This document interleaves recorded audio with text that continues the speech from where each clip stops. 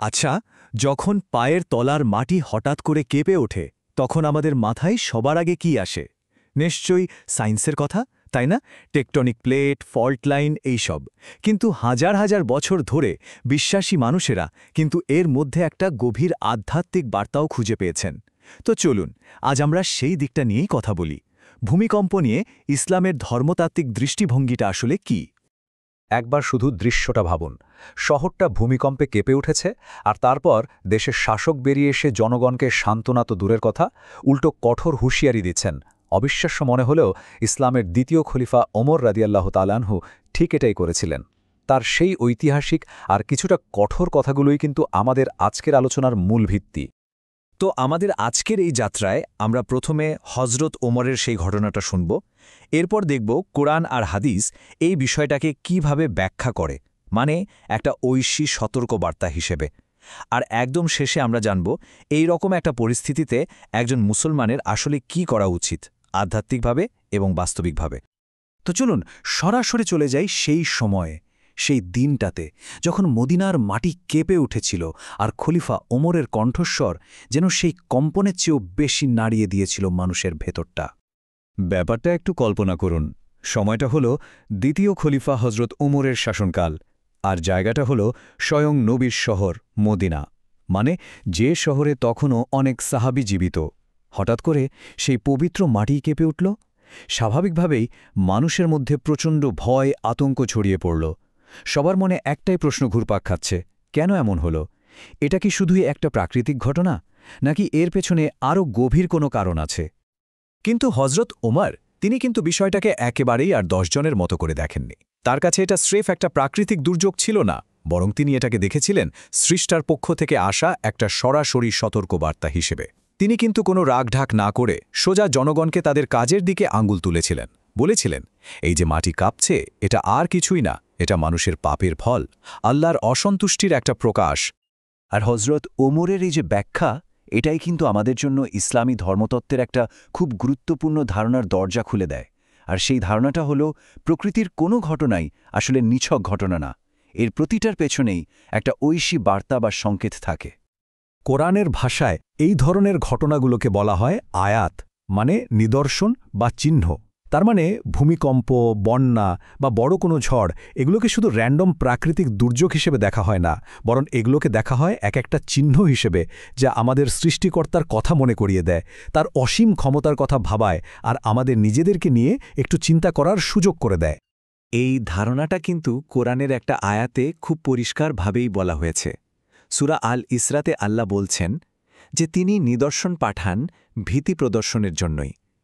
এখন এই ভীতির উদ্দেশ্য কিন্তু শুধু ভয় দেখানো বা আতঙ্ক ছড়ানো নয়, এর আসল উদ্দেশ্য হল আমাদের গাফিলতির ঘুম থেকে জাগিয়ে তোলা, একটা ঝাঁকুনি দেওয়া, যাতে আমরা নিজেদের শুধরে নেওয়ার একটা সুযোগ পাই। এখন খলিফা ওমর যে কথাটা বলেছিলেন সেটা কিন্তু তার কোনো ব্যক্তিগত মতামত ছিল না, মোটেও না। তার এই দৃষ্টিভঙ্গির ভিত্তি ছিল আসলে কোরআন আর হাদিসের গভীর শিক্ষা। তো চলুন এবার আমরা সেই মূল উৎসগুলোর দিকে একটু নজর দিই। দেখুন, ইসলামে কর্মফল বা কজ অ্যান্ড এফেক্টের ধারণাটা কিন্তু খুব শক্তিশালী, আর কোরআন খুব স্পষ্টভাবে এই সংযোগটা স্থাপন করে যে পৃথিবীতে যত বিপর্যয় বা দুর্যোগ নেমে আসে তার পেছনে মানুষের নিজেদের কাজে একটা বড় ভূমিকা থাকে। যেমন ধরুন সূরা আশ-শুরার এই আয়াতটা, এখানে সরাসরি বলা হচ্ছে তোমাদের উপর যে বিপদ আসে তা তোমাদেরই হাতের কামাই। মানে কি দাঁড়ালো? আমাদের কাজের প্রভাবটা শুধু আমাদের নিজেদের মধ্যেই সীমাবদ্ধ থাকে না, এর একটা কালেকটিভ ইম্প্যাক্ট আছে যা পুরো সমাজ আর পরিবেশের ওপর গিয়ে পড়ে। আর শুধু কুরআনই না, হাদিসেও কিন্তু এই ব্যাপারে পরিষ্কার সতর্কবার্তা দেওয়া আছে। নবী মুহাম্মদ সাল্লাল্লাহু আলাইহি ওয়াসাল্লাম নিজেও বলে গিয়েছেন যে এমন একটা সময় আসবে যখন সমাজে কিছু নির্দিষ্ট পাপ কাজ, যেমন ধরুন অশ্লীলতা বা ব্যবসা বাণিজ্যে ওজনে কম দেওয়া, এগুলো যখন একদম সাধারণ ব্যাপার হয়ে দাঁড়াবে তখন কিন্তু বড় বড় দুর্যোগ নেমে আসবে।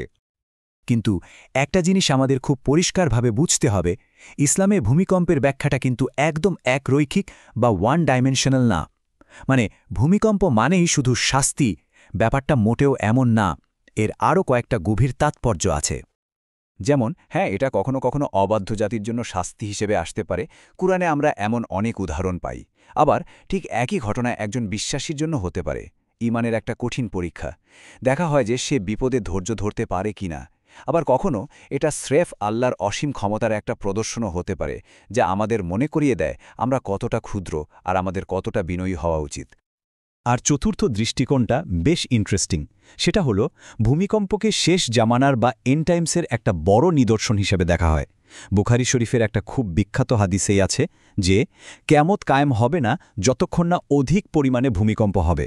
তার মানে যখন আমরা দেখব যে ভূমিকম্পের সংখ্যা অনেক বেড়ে গেছে, তখন বুঝতে হবে এটা একটা চূড়ান্ত সতর্কবার্তা যে শেষ সময়ে খুব কাছাকাছি। আচ্ছা, এ তো সব ধর্মতাত্ত্বিক আলোচনার পর এখন সবচেয়ে বাস্তব প্রশ্নটা আসে, তাই না? যে ঠিক আছে, বুঝলাম, কিন্তু ভূমিকম্পের মতো একটা দুর্যোগ যখন হবে, তখন একজন মুসলমানের কাজটা কি? তার আধ্যাত্মিক এবং বাস্তব করণীয়গুলো কি কি? দেখুন, এই ধরনের সিচুয়েশনে ইসলাম কিন্তু আমাদের কয়েকটা খুব পরিষ্কার নির্দেশনা দেয়।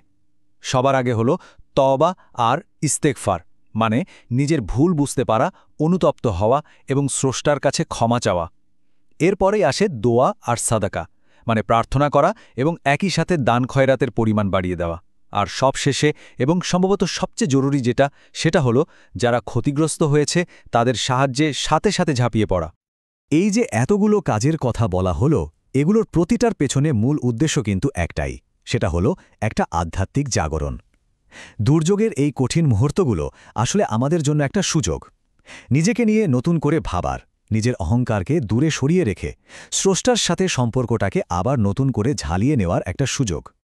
তো সবশেষে পুরো আলোচনাটা কিন্তু আমাদের সেই একই জায়গায় ফিরিয়ে নিয়ে আসে, যেখান থেকে আমরা শুরু করেছিলাম, খলিফা ওমরের সেই প্রশ্নের সামনে।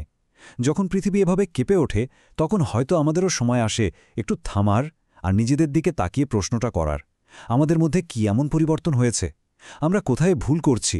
আর এই যে আত্মজিজ্ঞাসা, এই প্রশ্নটা করতে পারাই হয়তো ভূমিকম্পের মতো একটা নিদর্শনের সবচেয়ে বড় শিক্ষা।